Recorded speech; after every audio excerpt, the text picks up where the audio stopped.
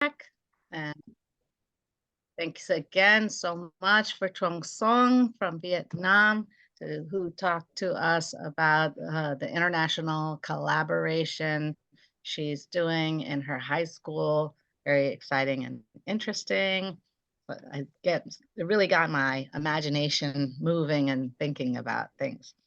The next presenter's name is Marija Kovac. She's an international educator whose teacher training, conferencing, and project work keeps her curious about teaching related issues. She's an IREX media literacy trainer, human rights education trainer, and educational consultant. She has a lot of hidden agenda in her teaching and training. That's interesting. Currently, she teaches graduate students in education and TESOL programs at Webster University in Tashkent, Uzbekistan. Thank you so much for Marija for coming. Yay. Thank you. And thank you for that lovely introduction.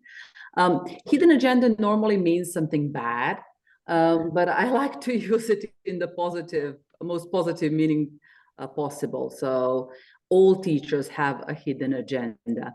Sometimes it's so hidden that they cannot find it. But the idea is that we are teaching more than just English very often. And sometimes we're aware of it, sometimes we're not. I think I know in advance when I come into the classroom that I'm not going to be an English teacher only. So that's something that I would like to talk about today. So if everybody's ready, are we good? We can get going. So design thinking conferences are something that always gets me excited.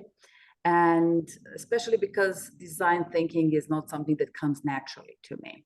So the first time I heard of it, it was a little bit of a struggle. And I would like to present something else today that's called scaffolding, but it's not scaffolding as we know from our methods classes. So it's not making an activity easier for students, providing, if you will, additional steps for students who cannot get to where you want them to be in the activity. This is a little bit different because it's just the name of a product, something that was published and created by European Training Foundation, and they are cards. So like cards for playing. Oops, this way. So they have different meanings, of course, and we'll go into that very soon. But before we start, can I ask you to type in the chat, what percentage of your lesson you can create yourself? If not the syllabus, how much of your lesson can you design? 100%. Excellent, Manisha.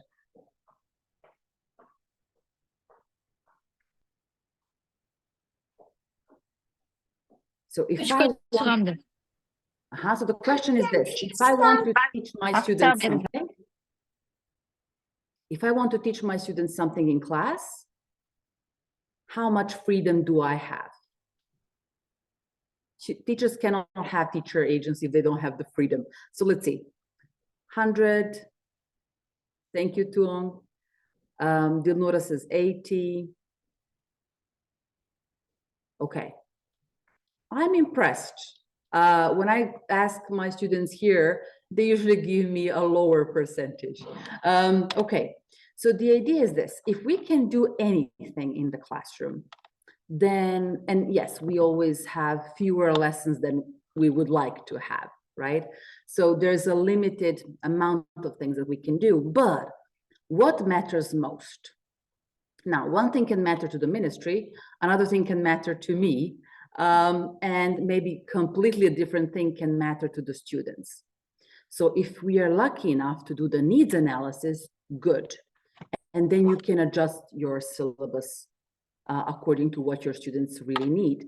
Then you also have state demands. So what it is that my ministry wants me to teach. Especially I see here a lot of people work in state schools. So I assume that you have something that you have to follow. So this is this presentation today is, if I had all the freedom, what would I do? And how would I make sure it's organized? So a true professional is not somebody who keeps improvising. That's my personal opinion. You can disagree. But I think that a true professional has a plan, a well-thought plan that's going to lead students to achieve their objectives in English, in anything else. Now, sometimes based on what happens, as the first presenter nicely said, you have to improvise, you have to do something to make sure that things work. But very often you are, let's say, 80% following your plan. And if you are good at making plans, maybe even more. So let's go and see what I mean. So let's first start with this. We just think of syllabus as learning experiences. So mentally, syllabus is a list of things that I need to do with my students, a list of assignments that we need to do, right? A list of textbooks or course books that we're using, whatever it is. What I'm trying to do as a teacher is create a learning experience that's going to help my students get whatever they need to get and be able to take it with them wherever they go next. So as a teacher, but also as a learner, I don't like all learning experiences. Some of them are very traumatic. If you go back to your school, not all of the classes were very enjoyable, and not all the activities that were maybe leading to knowledge were equally, engaging. So this is what I'm hoping to do: create engaging learning experiences. That's my goal. So how do I do that? How do I want to do that? Well, for me, it means capture and maintain my learners' interests. Now, my learners are, you would think, she teaches adults. That's easy. They're already motivated. Well, not necessarily so. My learners are typically people who already work, so they come to their lessons very tired. They're also young mothers typically. So you can imagine that capturing and maintaining their interests can be hard. You want them to acquire certain knowledge and skills that go with your program. You want them to also show some student agency. You want to give them the freedom to have the initiative. That makes people learn ownership. So I think that's important. Being able to drive their own change is something that I want to enable my students to do. And then, try to have some fun while doing it, right? Make it interactive as much as you can. Connect it with the real world. But again, me being an old school teacher, and I am, also keep the rigor, right? So there are clear rules. There is assessment. And yes, I'm always focused on the objectives because I know where I need to take them. Very often in your school, in my school, in any school, different teachers teach the same course. So my job is to get my students through the program and to the objectives in the way that suits my students and my personality. I cannot do it in the other people's way. I have to do it my way, right? But my students should not be at any disadvantage. They should get to the same objectives as everybody else. It's not their fault that they ended up with me, right? So we're all trying to do this. So not just to be fun, but be fun in a purposeful way. And that's why I think we need to plan. So when we sit down and plan our lesson or curriculum or a syllabus, depending on how much freedom you've got, let's see if we can do some thinking. Thinking is the first stage. If you came to any of the design thinking workshops before, you've seen this slide. I'm recycling it. I think that we are not really talking about thinking much. And when we do, we don't really understand what these terms mean. So if it's something that's new to you, just take a screenshot and later Google terms.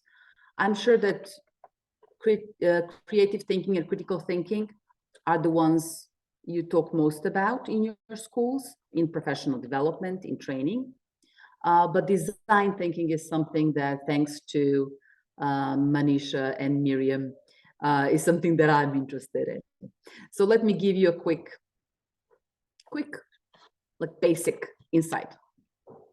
So the idea is that designers are doing something that educators can do, especially if they're curriculum writers or lesson plan writers. We need to figure out what's the key problem of our target group, right? And then try to understand it from their perspective, from different angles, observe it, behave like a real researcher. So a lot of us, when we went through school, we did a little bit of research. So classroom research would come very handy in here. And once we define the problem, then it's relatively easy. We go into brainstorming possible solutions, and then we build that solution, whatever it is. Is it an activity? Sure. A game, a puzzle, whatever comes to mind. If you think that puzzle solves a present perfect problem that you have, right? And then finally you test it. The test is not testing the students, right? I know that's how we normally see a test, right? Test is here, testing, is my prototype okay? Is my solution to our problem okay? And it doesn't have to be my solution only. So here at the bottom, you may see this poster. If you Google Maker's Empire and Design Thinking for Schools poster, you'll see that it's something that some children already do. So if the children can do it, we can do it. It's just something that we need to read a little bit about and get into this. So these are the stages. Now, I've noticed that this question was already asked, so I will skip it. But in the introduction, you got my view. We don't only teach English, even if we teach only English. So we teach other things. We teach, well, you know, in the old days, behavior, right? How to be a good citizen, right? Social skills, not to mention all the media literacy and, you know, human rights and all that, that I'm personally interested in. So there are a lot of things that we want to include. And I'm going to take you to these things kind of grouped. So we want to teach them about green competencies. We messed up the world we're in, the old generation. So we leave a very, you know, unbalanced world for our students. So they have to have certain green competencies. If only we had them, maybe the things would be better. Life competencies, transversal competencies, entrepreneurial competencies. Now, if I get fired, I'll just die, because I cannot be an entrepreneur. I cannot, although so many people in the world want to learn English, I cannot open my own language school. I don't have it in me. But it would be a useful skill. It is a survival skill, maybe even life competency. So something that the students could be, you know, could at least hear about. They don't have to do it. And then there's digital competencies that the first presenter also talked about. So what are these? Do you think you already teach them? So let's see. I'm going to take the first group of cards, okay, and read a couple. And you can think, aha, is this something that's useful for my students to learn? Problem framing, presenting challenges in a certain way that can help them solve it. Then individual initiative. Then collective action. So there are some things we can fix on our own, but some things that we need others to help us fix. Valuing sustainability, exploratory thinking. See, that's the one that we didn't have in the list before. Adaptability, again, a very important skill that I think was already mentioned. What else? Promoting nature, critical thinking, then supporting fairness. If you have teenagers, they're already about everything being unfair. So you can use that. You can get some very important discussions on. Transversal ones. Analytical skills, teamwork, problem solving, creativity, communication and negotiation, intercultural skills. So these are all the skills that they will need in the future jobs, if they don't already need them in the classroom, and I would argue that they do.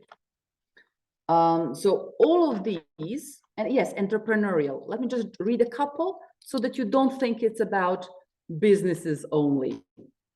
Self-awareness and self-efficacy, motivation and perseverance. So think about grit.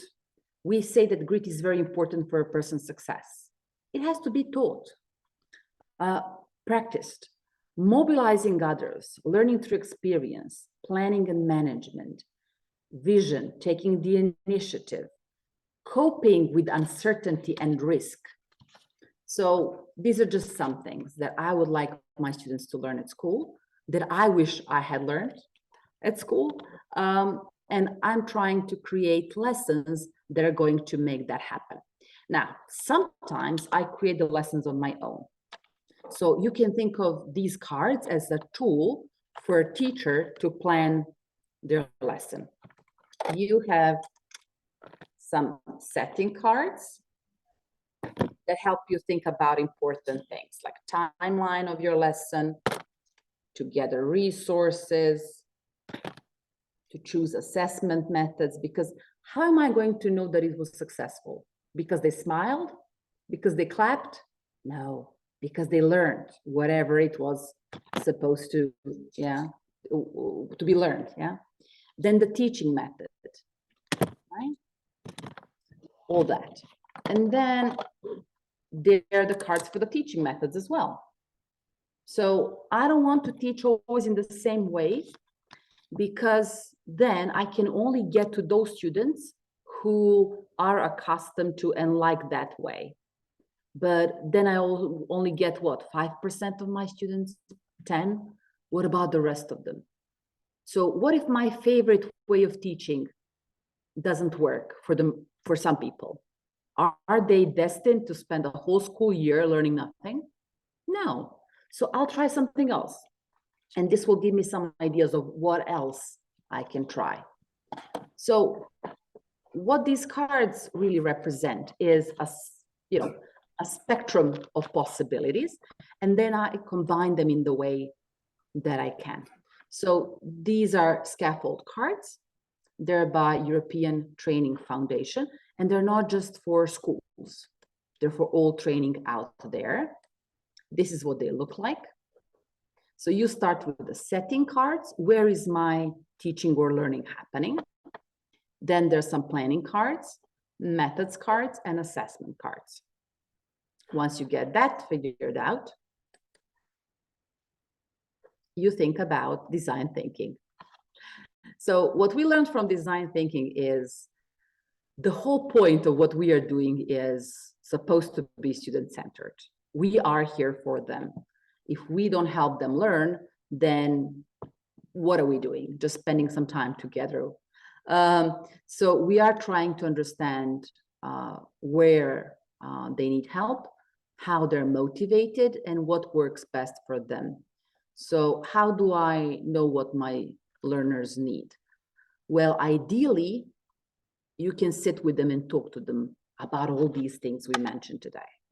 If not, if you cannot do a classroom research, if you cannot do a survey, then it's experimenting time. So try something different and see how that goes. And you keep your own diary about how it goes. The first link is the link that helps you download these cards, black and white. So nice, simple, printer-friendly version. And you can start doing it yourself.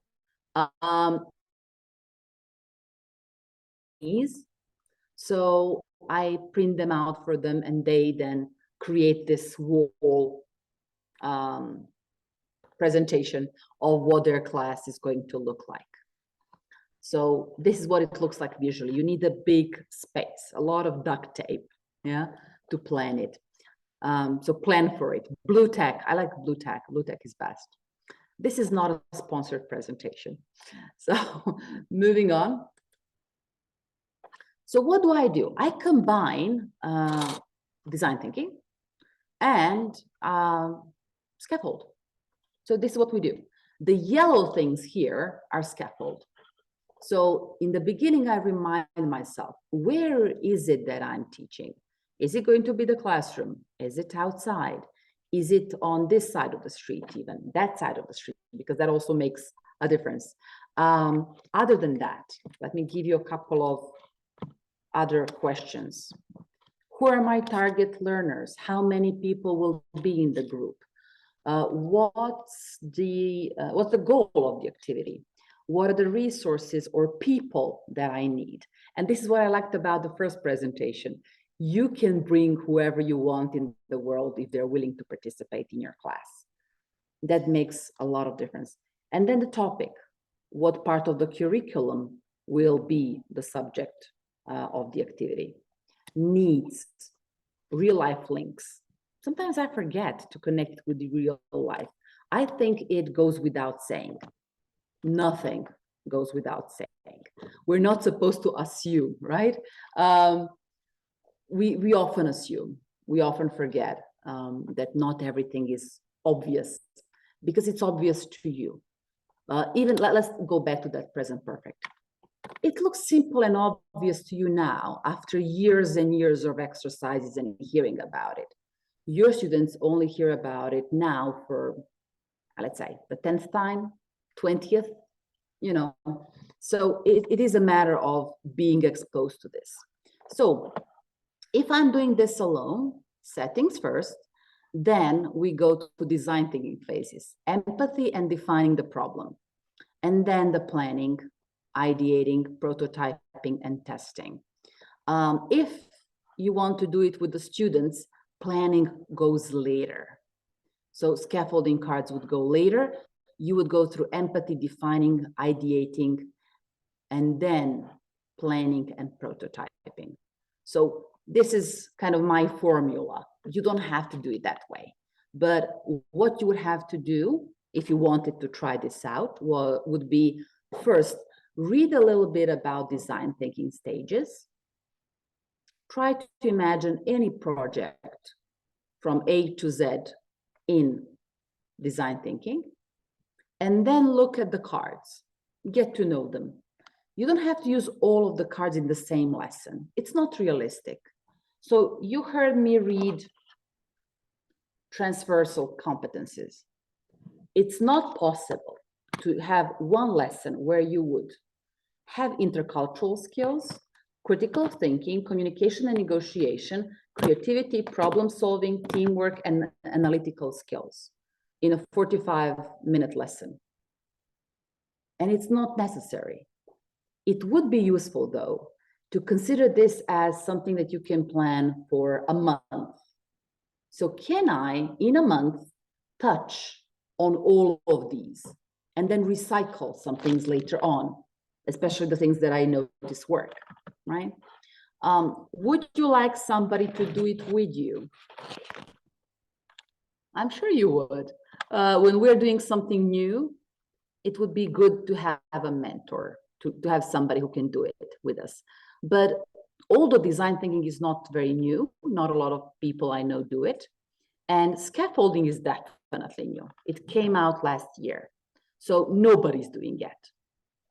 I would like you to try it because you know how it is with technology for learning. The people who used it first are now experts, and they give lectures and seminars on how to use technology, and they get invited and they make a lot of money and they're very successful at it, right? So jumping the bandwagon to be the first, if you can. If not, then have a friend who's also into experimenting. The water is fine, I promise you that. It's not as complicated as it looks. And that's all I have. So thank you very much. You will get the links. I can copy them now in the chat, so it's easier for you than, you know, searching through the presentation for them. And I will now take the questions if we have some.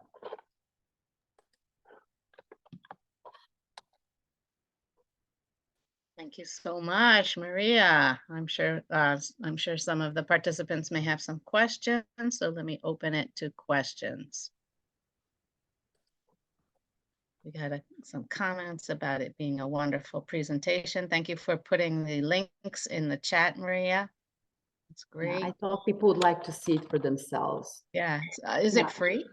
Yes, It's free. completely. So I got the cards for free as well. Oh, this is my alarm clock telling me to finish the presentation. Good. So yes, if you are in Europe, I know for sure, you can get the cards through regular post. It takes 2 months, but you get them. If you are not, then you can just download this black and white, you know, gray copy. But it still works. I mean, it's still the same thing. Of course. Yeah. Great. Well, we love free things. Oh, we all do, yes. Yes. Teachers especially love free things. No, everyone. Great. Hi, Janara. Great. Any other questions? Does anybody see a question in the chat? Not yet. People will have questions once they start experimenting with the tools, if they decide to download them. So maybe I can offer my email, and then, you know, whoever has questions can just. I wouldn't have volunteered you, but I'm so happy you did. That was my idea also. That would be fantastic. So Maria's going to put her email in the chat so that if anybody tries it, they have questions, they can do it. There it is. Everybody, can you see that? So thank you. Thanks, Luzina. Thank you. Wonderful. And for Russian speakers, there's also the presentation about scaffolding Russian somewhere there on their website, official website. So it will be easier for them. Yeah. All right. Well, thank you. Thank you. I guess people are too shy to ask questions today. Right. But it was wonderful. Thank you so very, very much. Very interesting. It's like an infomercial, but better. All right. What do we do now, Manisha? We need a couple minutes.